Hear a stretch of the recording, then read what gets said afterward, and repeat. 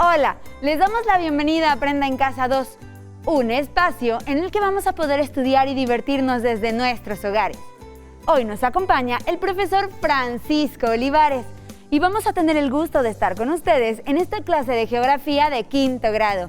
¿Están listos? ¡Comenzamos! Bienvenido, profesor. Bienvenido, Ton.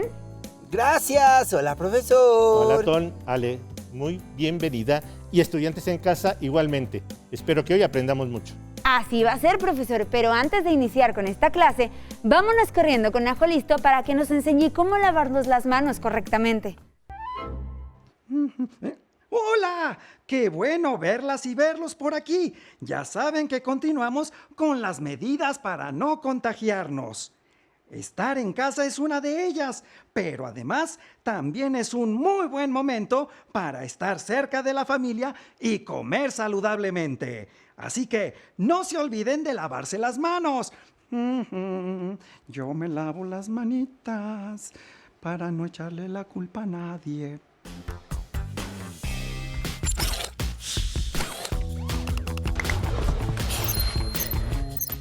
¡Atención! ¡Atención! A continuación, información importante. Lavarnos las manos varias veces al día es importante para prevenir cualquier enfermedad. Sigue estos pasos para hacerlo correctamente. Moja tus manos. Usa suficiente jabón. Frota tus palmas una con la otra. Ahora, frota la palma de una de tus manos contra el dorso de la otra, entrelazando los dedos. Repite lo mismo con la otra mano. Frota los dedos. Ahora haz como que rasguñas la palma de tus manos para lavar tus uñas. Enjuaga tus manos con agua. Sécalas con una toalla. ¡Y listo! ¡Tus manos están limpias! Si no tienes agua y jabón, usa desinfectantes a base de alcohol. ¡Cuídate! Profesor Francisco, ¿qué tal? ¿Cómo está? Muy bien, Ale. Muy bien, muy bien. Muy contento de estar nuevamente con todos ustedes. ¿Y tú, Ton, cómo estás? Yo muy bien, muy bien y muy contento de estar otra vez por aquí. Ahora sí, profesor. ¿Qué tenemos para la clase del día de hoy? Muy bien. Como recordarán, la sesión anterior vimos cuáles son los países de cada continente que tienen mayor población, por lo que hoy veremos primero un repaso sobre los factores relacionados con la sobrepoblación en ciertas zonas del planeta para después identificar sus consecuencias. Por ejemplo, algunos de los países más poblados, como lo vimos en la clase anterior, India, China, Bangladesh, Pakistán, Japón, Corea del Sur e Indonesia. Ahora, ¿estos países dónde se ubican? Profesor, muy fácil, en el continente asiático. Muy bien, Ale, muy bien. También tenemos otros ejemplos como Alemania, Francia y Reino Unido, que están ¿en qué continente, Ton? ¡En Europa! Y en el continente americano observamos a Estados Unidos, Brasil y también podríamos agregar a México, ¿no? ¡Claro! Porque como ya lo hemos visto en las clases anteriores, México, y según me acuerdo, es el 11º país más poblado del mundo. Así es, Ton. Y como muchos otros países, tiene problemas por la concentración de las personas. Ya sabemos que la Tierra está poblada aproximadamente por 7.700 millones de personas. También sabemos que su distribución no es uniforme, es decir, hay lugares donde se concentra mucha población y otros con poca presencia demográfica. Aquí lo importante es, ¿por qué? Por diferentes factores. Sí, porque hay muchas causas que influyen para que existan diferentes concentraciones de población, ¿no, profesor? Así es, así es. Y para ello vamos a clasificarlos en factores físicos y humanos. Ya lo tengo aquí en el pizarrón, ya tengo mis dos categorías, factores físicos y factores humanos. ¿Estamos de acuerdo? De acuerdo, Sí. profesor. Muy bien, muy bien. Ton, tú debes de tomar nota y niños y niñas en casa que nos ven también vayan haciendo anotaciones, es muy importante. Así es, así es. Conforme vaya explicando, voy a ir colocando unas imágenes de forma parecida a un mapa conceptual. ¿De acuerdo? Ujú. Muy bien. Los factores físicos se clasifican primero en clima. Es el primerito que vamos a poner. Clima. ¿Estamos de acuerdo? Clima. De acuerdo, profesor. Ahora, el clima... Oh, ¿a ¿Por poco qué, Ton? ¿A poco el clima influye para la concentración de las personas? ¿Eso qué tiene que ver? Por supuesto, Tom, claro que influye. Las áreas con temperaturas extremas, ya sean muy elevadas o muy bajas. Y profesor, yo me imagino que esto se refiere a zonas con mucho frío o muchísimo calor, ¿verdad? Es correcto, es correcto. Entonces, las temperaturas extremas y zonas con poca precipitación presentan poca población debido a la dificultad de soportar el clima extremo y de desarrollar ciertas actividades como la agricultura o la posibilidad de satisfacer otras necesidades. ¿Y qué pasa con las regiones polares y en los desiertos, profesor? Ah, esa es una parte muy importante, fíjate, porque son Le estos ayudo, lugares. le ayudo, por favor. Gracias, Ale. Son precisamente estos lugares los que prácticamente están vacíos demográficamente hablando, lógicamente. En estos países es muy difícil que alguien pueda vivir por años. Ah, ahora entiendo todo, profesor. Por eso hay más gente en las zonas templadas, ¿verdad? Pero dígame, profesor, ¿cuál es el segundo factor para que la gente se concentre en un lugar? Muy bien, muy bien. Aquí lo tengo y le voy a volver a pedir de favor a Ale que nos ayude. El segundo factor debajo de clima que pondríamos es el relieve, precisamente. Por ejemplo, las zonas llanas son más favorables para el desarrollo de la agricultura que las zonas de montaña. Además, en estos espacios es más fácil diseñar y desarrollar vías de comunicación que permitan otras actividades económicas y por ello se concentra la población en estas zonas precisamente. Actividades económicas como la ganadería y agricultura, entre otras, ¿verdad? Así es, Ale, así es. De este modo, la agricultura se relaciona con el tercer factor físico que influye en la distribución de la población y ese es precisamente el suelo.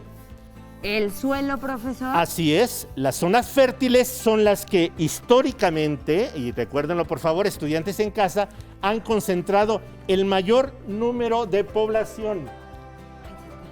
Entonces, aquí lo voy a poner al lado de la imagen del clima, profesor. Muy bien, vamos a abrir espacio. Pero debemos considerar también que la distribución de la población no solo se explica con el factor físico. Acuérdense que yo había puesto dos factores. ¿Quién sabe cuál es el otro? Yo. El factor humano. Factor humano. Sí, porque eso lo dijo al principio de la clase. Entonces, a ver, voy a ver si estoy entendiendo bien. Entre los factores físicos están el clima, el relieve y el suelo. Y estos factores influyen en la distribución de la población. Pero no son los únicos, porque también cuenta el factor humano. ¿Voy bien o me regreso? No solo bien, excelente, Ton. Estás entendiendo perfectamente todo. Precisamente los factores humanos se dividen en tres.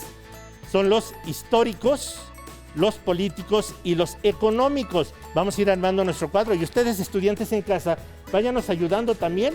Váyanlo haciendo en su cuaderno porque es muy importante que queden acomodados en donde pueda quedar. Del lado de factores humanos vamos a ir poniendo rápidamente Históricos. nuestros subfactores, digamos, que determinan que la población sea mucha o sea poca. Ahorita lo vamos a explicar más a detalle. Dijimos que teníamos históricos, que teníamos políticos y económicos. económicos. ¿Estamos de acuerdo? Sí, profesor. Muy bien, muy bien. Ahora, estos se relacionan con la antigüedad de los asentamientos, lo que explica una mayor concentración de población en zonas con una historia muy antigua. Por ejemplo, en Mesopotamia y Egipto, ya lo vimos, ¿qué les parece? Estas son de las culturas más antiguas del mundo. Mesopotamia, ¿verdad, profesor? Así es, Ale. ¿Me permite comentar algo, profesor Francisco? Claro que sí. A ti que estás en casa, te invitamos a que investigues más sobre lo que vamos comentando, pues nuestras lecciones también se relacionan con otras asignaturas, así que cuando tengas dudas, puedes buscar en tus libros de texto, en internet o en otras fuentes confiables para profundizar sobre el tema.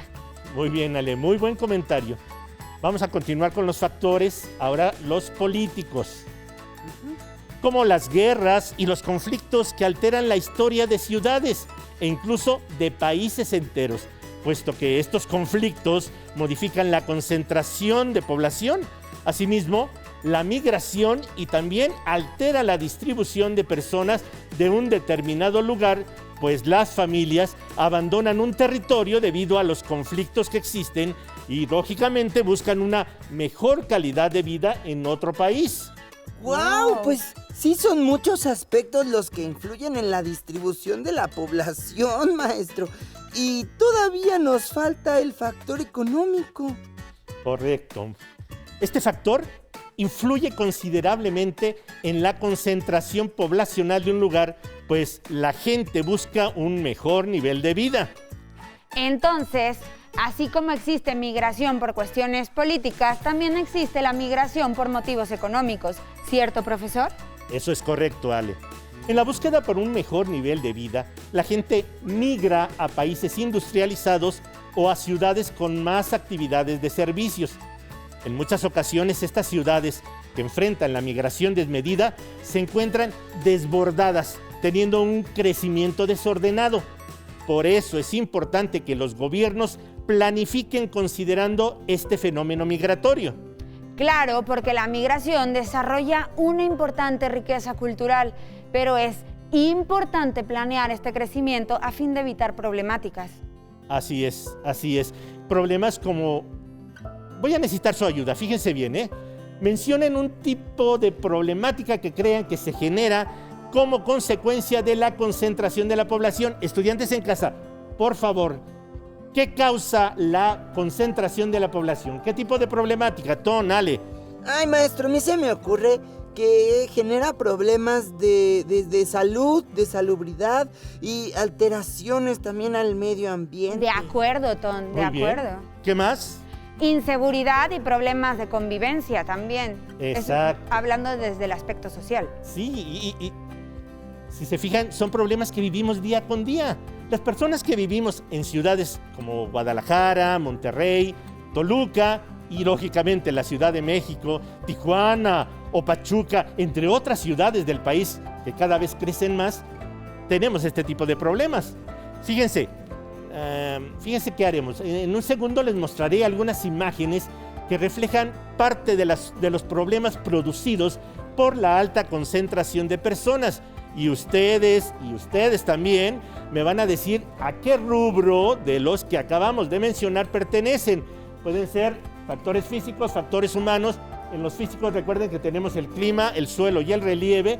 Y en los factores humanos tenemos lo histórico, lo económico o lo político, ¿de acuerdo? De acuerdo, profesor. Estoy muy atento y espero que ustedes que están en casa también estén muy atentos. Vamos a poner mucha atención porque este es un tema súper interesante. Y si no lo atendemos ahora, el daño que ocasiona a nuestro medio ambiente puede ser irreparable. Muy bien. Y es una frase muy importante, Ton. Tener conciencia en este momento. Miren estas son las imágenes, vamos a verlas. La basura definitivamente pertenece al primer rubro, profesor, porque dañamos al medio ambiente y se vuelve un problema de salubridad, pues genera infecciones y contaminación que altera ríos, lagos y todos los lugares. Sí, la imagen de la casa, ese es un problema de concentración de población porque muchas veces entre más gente hay, más ruido también se hace. Y este también sería un problema social que muchas veces afecta a la convivencia. Es muy importante el respeto para mantener relaciones sanas y aún más cuando se comparten espacios. ¿A qué hace referencia la última imagen? Obsérvenla. a uno de los mayores problemas que se presentan en las regiones de mayor población, que es la inseguridad. Ay, así es. Miren, vamos a ver una gráfica donde se muestra cómo hemos crecido en población desde el año 1650 y una proyección que llega hasta el año 2050. Vamos a observarla. ¡Wow! Wow, ¿cómo se puede hacer una proyección como esta, profesor? Si apenas estamos en el 2020. Bueno, Ton, acuérdate que estos datos los podemos saber por las gráficas de crecimiento de población que hasta hoy tenemos. Ahora, observando en qué porcentaje ha aumentado cada vez que se hace un censo, y con estos datos vamos obteniendo una proyección de cómo podría seguir creciendo la población. Acuérdense que todos estos datos son aproximaciones, pero nos dan un dato importante en cuanto a la realidad que podemos vivir. Un estimado, ¿no, profesor? Así es. Pero esta gráfica me parece preocupante, ¿no creen? Sí, creo que tenemos que implementar acciones para que cuando lleguemos al 2050, pues sí tengamos seguridad y garantía de que tendremos una buena convivencia, pero sobre todo, seguridad, salud y un medio ambiente sano. De acuerdo contigo, Tony. Y es normal, créanme, y estudiantes en casa, estoy seguro que comparten la preocupación que tenemos al ver estas gráficas, pues al crecer la población, sin duda, es probable que aumenten las problemáticas de las que estamos hablando. Otro aspecto alarmante es que los recursos naturales que existen en el planeta probablemente sean insuficientes, pues con el crecimiento desmedido de la población también afectamos al medio ambiente. Esa es otra problemática social. En la gráfica también pudimos observar que en toda nueva historia, este es el periodo donde la cantidad de personas ha incrementado más y la población mundial se ha cuadriplicado en el último siglo. ¡Ay, no! ¿Qué pasará en el futuro? Ay, ¿a poco habrá un mayor crecimiento en las zonas que hoy en día son las más pobladas? Fíjate, Ton, y estudiantes en casa, tranquilos. Bueno, tranquilos en la medida de analizar esto que les voy a comentar. ¿Qué te parece? Mejor si en vez de preocuparnos, nos ocupamos. Coincido con usted, profesor. Ocupémonos desde ahora en cuidar nuestros recursos. Y existen muchas personas que creen que el crecimiento de población incrementará los problemas dentro de la sociedad en que vivimos, pero les voy a platicar algo que les decía. Este crecimiento es parte de una transición demográfica. ¿Transición demográfica? ¿Y eso qué es, profesor? Mira, Ton, esto consiste esencialmente en el paso de los niveles de natalidad y fecundidad altos y sin control a niveles bajos y controlados. Ello en un periodo intermedio dentro del cual el descenso de la mortalidad antecede al de la natalidad.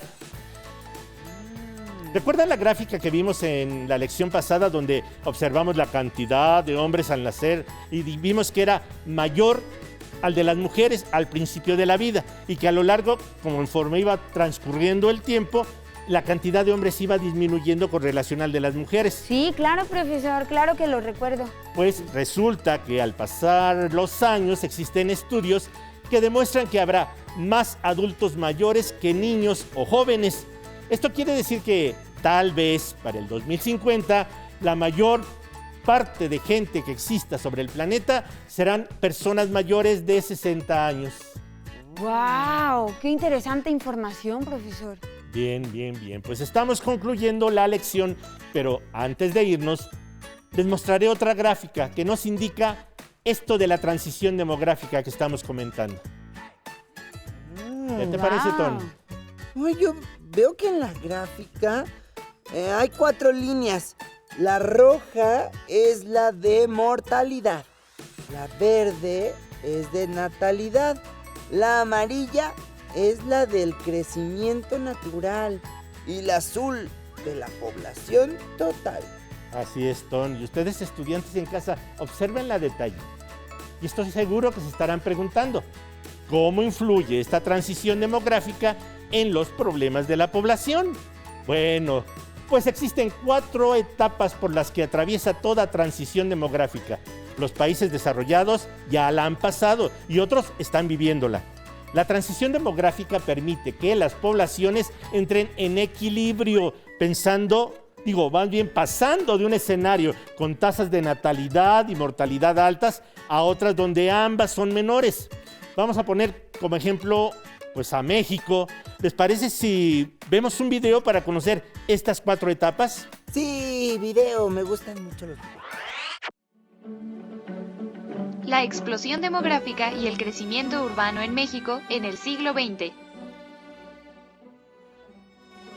México inició el siglo XX con 13.6 millones de habitantes, viviendo la mayoría de ellos en localidades rurales.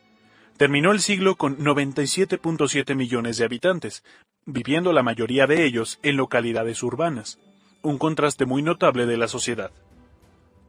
En el siglo XX se pueden establecer 3 etapas de crecimiento poblacional, claramente identificadas. La primera, de 1900 a 1930, en la que se observó un lento crecimiento de la población. En esta etapa hay que destacar que ocurrió la Revolución Mexicana, que trajo consigo la disminución del número de habitantes. La segunda etapa se puede ubicar entre 1930 a 1970, en donde tiene lugar la llamada explosión demográfica, con un intenso crecimiento de la población. Y la tercera y última etapa del siglo XX, considerada de 1970 al año 2000, dio inicio a la disminución del crecimiento poblacional. Durante los primeros decenios del siglo XX, se expidieron leyes que promovían la inmigración, es decir, la llegada de extranjeros para aumentar lo más pronto posible el poblamiento de México. Estas acciones no tuvieron el efecto esperado. Para 1940, el país inició una recuperación demográfica, ya que en cerca de 35 años la población creció 2.7 veces. En 1970, el crecimiento poblacional alcanzó el máximo nivel de su historia, con una población de 48.2 millones de mexicanos. En estos años, las condiciones económicas y sociales de los habitantes tuvieron un incremento en sus niveles de vida. No obstante, los problemas de fondo de la sociedad mexicana continuaron, y persistieron las desigualdades sociales. Para la década de los años 70, se empezaron a presentar inquietudes sobre el crecimiento demográfico, porque generaba muchos problemas sociales y económicos. En 1974 entró en vigor la Ley General de Población, con el objetivo de atender los problemas demográficos que incidían en el bienestar de los mexicanos. En 1976 se promulgó la Ley de Asentamientos Urbanos, en la que el gobierno pretendía normar y controlar el crecimiento urbano desmesurado de la Ciudad de México.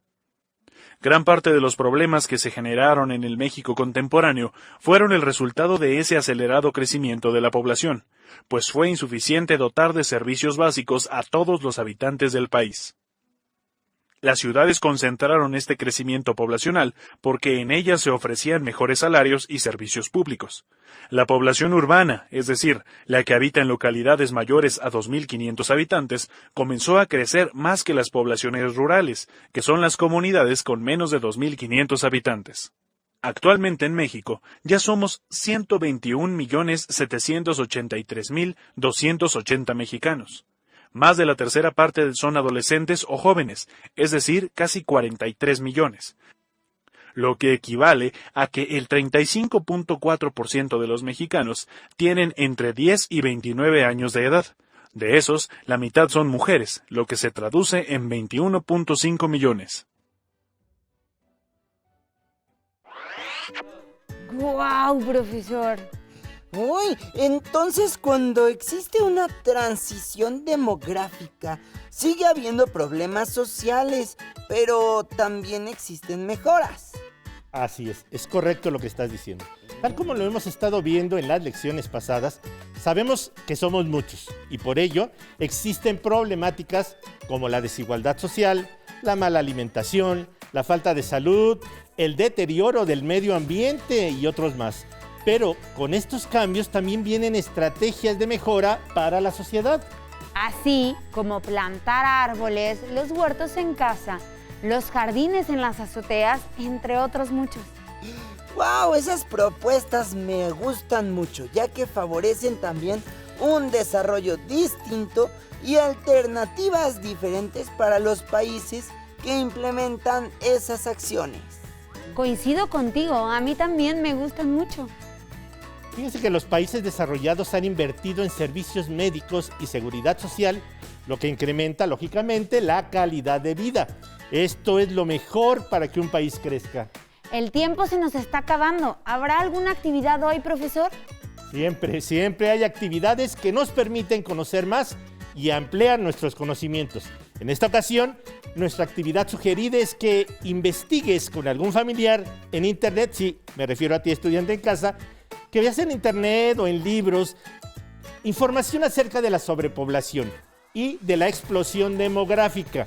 Una vez que tengas lista la información, diseña 3 propuestas que creas puedes llevar a cabo y que se relacionen con alguno de los factores descritos, ya sean, recuerden, humanos o físicos.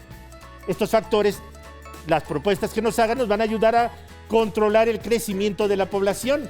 Y bueno, pues muchas gracias, Ale, Ton y estudiantes en casa. Hasta la próxima. Muchísimas gracias, profesor Francisco. Muchísimas gracias, Ton. Es un placer estar con ustedes en esta clase.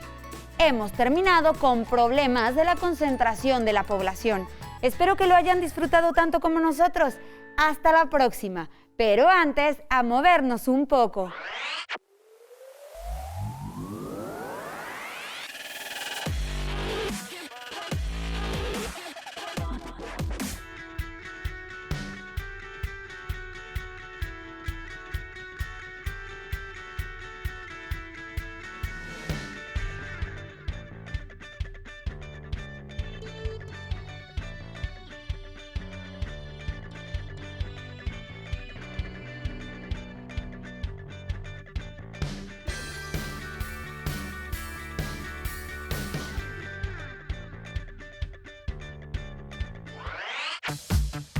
Si no tienes el libro de texto o necesitas ayuda para responder las preguntas, contáctanos.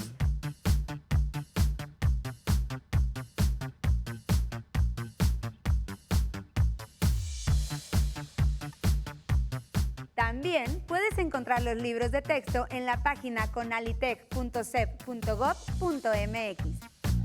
Si quieres volver a ver el programa de Aprende en Casa, lo puedes encontrar en la siguiente liga, aprendeencasa.cep.gov.mx. Para solicitar apoyo pedagógico, comunícate con maestras y maestros de lunes a viernes de 8 a 20 horas al teléfono 5541720413, 100 líneas. A continuación, matemáticas.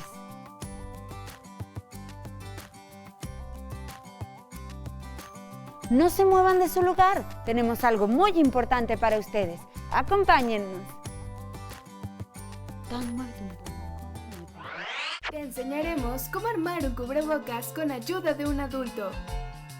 Necesitarás un plumón o una pluma, una playera de algodón que ya no uses, una regla y tijeras. Recuerda que la manipulación de estas debe estar supervisada por un adulto. ¡Empecemos! 1. Estira la playera a lo largo y a lo ancho.